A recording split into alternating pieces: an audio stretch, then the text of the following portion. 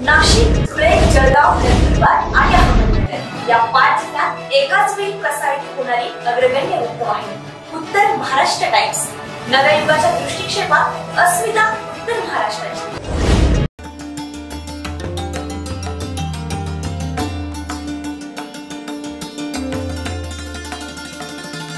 चांदवडचे माजी नगराध्यक्ष भूषण भैया कासलीवाल यांच्या सौजन्याने चांदवड देवळा मतदारसंघात श्री छत्रपती शिवाजी महाराज यांच्या राज्याभिषेकास 350 वर्ष पूर्ण होत असून यानिमित्त शिवस्वराज्य यात्रा आयोजित केली आहे. या यात्रेनिमित्त देवळा तसेच चांदवड तालुक्यातील प्रत्येक गावागावात घराघरात आणि मनामनात श्री छत्रपती शिवाजी महाराजांचे विचार पोहोचावे हा उद्देश ठेवून आज चांदवड तालुक्यातील तळेगाव गट परिसरातील प्रत्येक गावागावांमध्ये शिवभक्त प्रणाली पाटील, राहुल कासोदे, रणजित कागलकर, वैष्णवी चव्हाण, श्रुती चौधरी, संकेत तंबाके, विलास अमोघे यांनी श्री छत्रपती शिवाजी महाराज यांच्यावर व्याख्यान आणि माहिती सांगून महाराजांच्या काळात झालेल्या समाज उपयोगी निर्णय यांची माहिती देण्यात आली होती. आणि येत्या 6 जून 2024 ला या राज्याभिषेक सोहळ्याला 350 वर्ष पूर्ण होत आहेत. म्हणजे 6 जून 2023 ते 6 जून 2024 हे संपूर्ण वर्ष आपण राज्याभिषेक सोहळ्याचा 350वा वर्धापन दिन म्हणून शिवाजी महाराजांचे विचार गावागावात प्रत्येक तरुणापर्यंत, प्रत्येक लहान मुलांपासून ते वृद्धांपर्यंत पोहोचले पाहिजेत. कारण आज समाजाला सर्वाधिक कशाची गरज असेल तर ती मला वाटतं शिवविचारांची आहे. कारण ज्या वेळेला कल्याणच्या सुभेदाराच्या सुनेला नजराणा म्हणून छत्रपती शिवाजी महाराजांच्या समोर पेश केलं जातं तेव्हा अशीच सुंदर आई असती आमची रूपवती तर आम्हीही सुंदर झालो असतो. वदले छत्रपती म्हणजे प्रत्येक स्त्रीचा सन्मान करण्याचं काम या जगामध्ये कोणत्या राजाने केलं असेल तर ते छत्रपती शिवाजी महाराज होते.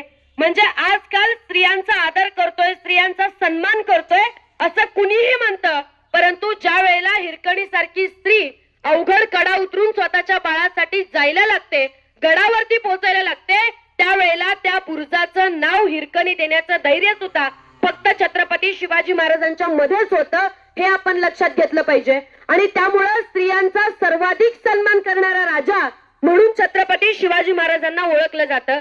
खरं तर ज्या वेळेला तोरणागड जिंकून आपल्या स्वराज्यामध्ये आला आणि पहिल्यांदा तोरणा जिंकून स्वराज्यामध्ये आल्यानंतर त्याची डागडुजी सुरू असताना छत्रपती शिवाजी महाराज एक फरमान काढतात आणि सबंध स्वराज्यामध्ये दवंडी पेटवतात की जो कोणी गडाचे दरवाजे बंद झाल्यानंतर हा गड उतरून गडावरती एखादा कडा उतरून गडावरती येईल त्यावेळेला त्याला 2 सोन्याचे कडे बक्षीस म्हणून दिले जातील. त्याच दिवशी संध्याकाळी गडाचे दरवाजे बंद झाल्यानंतर दुसऱ्या दिवशी पहाटेच्या प्रहरापर्यंत एक युवक तो कडा उतरून जायला लागतो आणि त्यावेळेला छत्रपती शिवाजी महाराज त्याला ठरलेलं बक्षीस देऊन त्याचा सन्मान करतात. फक्त सन्मान करून थांबत नाहीत तर ते त्या गडाच्या सुभेदाराला सांगायला लागतात की आता हा एकच कडा राहिलेला आहे जो उतरून गनिम वरती गडावरती येईल आणि गडावरती येऊन गडाची नासधूस करेल. म्हणजे छत्रपती शिवाजी महाराजांचं स्वराज्य हे जसं युक्तीचं राज्य होतं त्याच पद्धतीनं ते दूरदृष्टीचं सुद्धा होतं हे आपण लक्षात घेतलं पाहिजे. छत्रपती शिवाजी महाराजांनी स्वतःच्या धर्माचा अभिमान बाळगायला शिकवलं परंतु दुसऱ्याच्या धर्माचा अपमान कधीच करू दिला नाही. म्हणजे जगाच्या पाठीवरती असा एकच राजा होऊन गेला ज्या राजानं या समाजामध्ये धर्मनिरपेक्षता पेरण्याचं काम केलं. आणि म्हणूनच आज ज्या वेळेला सगळीकडे दंगली माजायला लागतात, ज्या वेळेला आज स्त्रियांचा अपमान व्हायला लागतो, बलात्कार, स्त्रीभ्रूण हत्या यांच्यासारख्या अनेक घटना घडायला लागतात, त्यावेळेला मला वाटतं या समाजाला सर्वाधिक गरज भासायला लागते ती शिवविचारांची. आणि म्हणूनच हे शिवविचार माझ्या प्रत्येक तालुक्यातल्या माणसापर्यंत पोहोचले पाहिजेत. आणि म्हणून ही संकल्पना भूषण भैया कासलीवाल या नावच्या एका तरुणाच्या डोक्यामध्ये यायला लागते आणि ते स्वतःच्या मतदारसंघामध्ये शिवविचारांचा जागर तब्बल 15 दिवस घालायला लागतात. मला वाटतं त्या माणसाचा सुद्धा आम्हाला अभिमान वाटला पाहिजे. भूषण भैया कासलीवाल यांचे वडील अर्थात जयचंदजी कासलीवाल हे आपल्या विधानसभा मतदारसंघाचे 15 वर्ष आमदार राहिलेले आहेत, परंतु त्या 15 वर्षामध्ये त्यांचं प्रत्येक पाऊल हे केवळ शिवविचारांनी चालणारं होतं. शिवविचारांवरती 15 वर्षामध्ये त्यांनी आपल्या गावागावांचा विकास करण्याचं काम केलं. म्हणजे 40 गावची पाणी योजना आणण्याचं काम या मातीमध्ये कुणी केलं असेल तर ते भूषणभाई यांचे वडील जयचंदजी कासलीवाल यांनी केलं आणि आज त्या पाणी योजनेचा लाभ आपल्या इथल्या खेड्यापाड्यातल्या 72 खेड्यांना व्हायला लागतो आणि त्यांच्याच पावलावरती पाऊल टाकत भूषणभैया कासलीवाल सुद्धा चांदवड शहरामध्ये सुद्धा पाणी आणायला लागतात आणि पुढच्या 50 वर्ष त्या पाण्याची योजना चांदवड शहरामध्ये चिरंतन राहील आणि त्यावेळेला मला खऱ्या अर्थानं हे शिवविचार चालवणाऱ्या या युवकांचा अभिमान वाटायला लागतो। आपल्या प्रत्येकाला आपल्या मतदारसंघामध्ये असणाऱ्या या माणसाचा अभिमान वाटला पाहिजे, कारण प्रत्येक जण स्वतःसाठी जगत असतं दादा, प्रत्येक जण स्वतःचा विचार करत असतं, पण शिवविचार गावागावात पोहोचले पाहिजेत ही भूमिका भूषणभैया कासलीवाल ठेवायला लागतात आणि तुमच्यापर्यंत पोहोचायला लागतात। त्यामुळे त्यांच्यासोबत उभं राहूया, शिवविचार समजून घेऊया हा इतकाच आशावाद व्यक्त करते।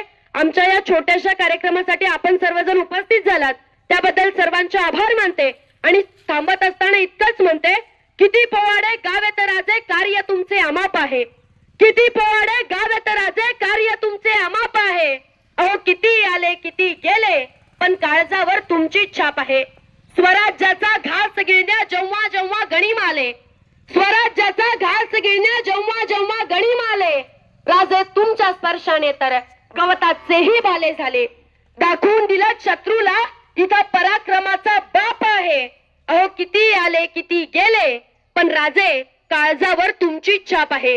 तुमची कीर्ती तुमची स्फूर्ती स्मरतो तुमची चरित्र गाथा, तुमची कीर्ती तुमची स्फूर्ती स्मरतो तुमची चरित्र गाथा, राजा शिवाजी नाव ऐकता आज हिलवतो आमचा माथा, अन्यायाच्या उरात आजही, अन्यायाच्या उरात आजही मावळा शब्दाचा धाक आहे, अहो किती आले किती गेले पण राजे काळजावर आजही तुमची छाप आहे, राजे काळजावर तुमची छाप आहे।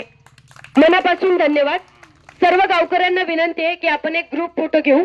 कोण होते छत्रपती शिवाजी महाराज, काय केलं छत्रपती शिवाजी महाराजांनी, त्या समाजापर्यंत तळागाळातील लोकांपर्यंत शिवाजी महाराजांचा खरा इतिहास हा पोहोचला पाहिजे आणि महाराजांच्या विचारांचा जागर संपूर्ण महाराष्ट्रामध्ये झाला पाहिजे, यासाठी हा एक छोटासा प्रयत्न म्हणून दादा तुमच्यापर्यंत आलोय। अरे planning timing management target is equal to success ह्या फॉर्म्युलेने महाराजांनी अफजल खानाचा कोतरा फाडला, स्वतःची शाहिस्ते खानाची बोटे कापली, स्वतःची आग्र्यावरून सुटका केली, असंख्य किल्ले जिंकले, असंख्य लढाया जिंकल्या, परंतु हे सगळे करत असताना महाराजांनी कधी धोकाधडी केली नाही बाबा, महाराजांनी कधी चोऱ्याचं कार्य केलं नाही, महाराजांनी कधी लाडी लबाडी केली नाही, महाराजांनी स्पष्ट सांगितलं, अरे मी शत्रूशी शत्रू म्हणून वागलो, मित्राशी दगा केल्याचं दाखवा। या सगळ्या गोष्टी महाराजांनी उत्कृष्ट व्यवस्थापनातून मिळवल्या। अरे ज्या स्वराज्याचं स्वप्न महाराजांनी पाहिलं ते स्वराज्याचं स्वप्न पूर्ण करण्यासाठी महाराजांनी आधी माणूस जोडला आणि महाराजांनी जोडलेला एक सगळ्यात पहिली आणि सगळ्यात मोठी सुरुवात होती। अरे तर रशियाचे परराष्ट्र मंत्री एकदा आपल्या भारतामध्ये भारत भेटीसाठी आले ताजीबाई, आणि आपले मंत्री महोदय त्यांना विचारतात, तुम्हाला प्रेमाचं प्रतीक ताजमहल दाखवू की बीबी का मकबरा दाखवू? तसेच ते रशियाचे परराष्ट्र मंत्री हसून म्हणाले, मला तुमचं प्रेमाचं प्रतीक ताजमहलही नको, तुमचा बीबी का मकबरा खाला खड्ड्यात, मला आधी शिवरायांचा रायगड दाखवा। अरे काल बांधलेले रस्ते तुमच्या आमच्या डोळ्यासमोर ढासळताना दिसतात, काल बांधलेले पूल तुमच्या आमच्या डोळ्यासमोर ढासळताना दिसतात, 350 वर्षापूर्वी बांधलेला रायगड किल्ला आजही खट्ट पाय मातीमध्ये रोवून छाती ठोकपणे उभा आहे, ही तुमच्या आमच्यासाठी अभिमानाची आनंदाची आणि सन्मानाची गोष्ट आहे बाबा।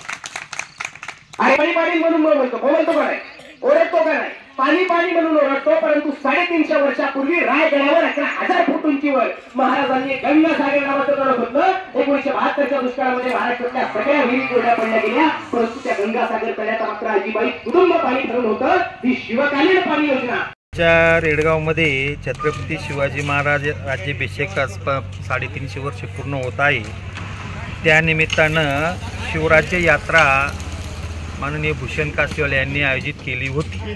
त्यातील कार्यकर्ते रेडगाव येथे आल्यानंतर त्यांनी ग्रामस्थांना समोर मार्गदर्शन केले आणि शिवाजी महाराजांची विचारांची माहिती सांगितली आणि त्यानिमित्ताने ग्रामस्थांमध्ये नवचैतन्य निर्माण झाला, आनंद झाला। शिवयात्रा कोणीतरी चालू केली बुवा, त्यानिमित्तानं गावकऱ्यांनी आलेल्या पाहुण्यांचे आभार मानले आणि आम्ही शिवरायांच्या विचारासोबतच आहोत। काय नाव तुमचं? सतीश काळे।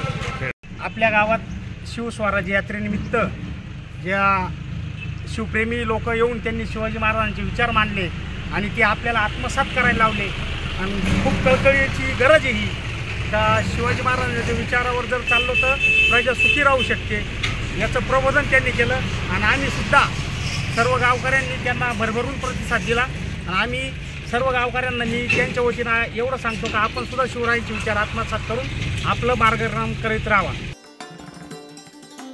उत्तर महाराष्ट्र टाइम्ससाठी धनंजय पाटील, चांदवड.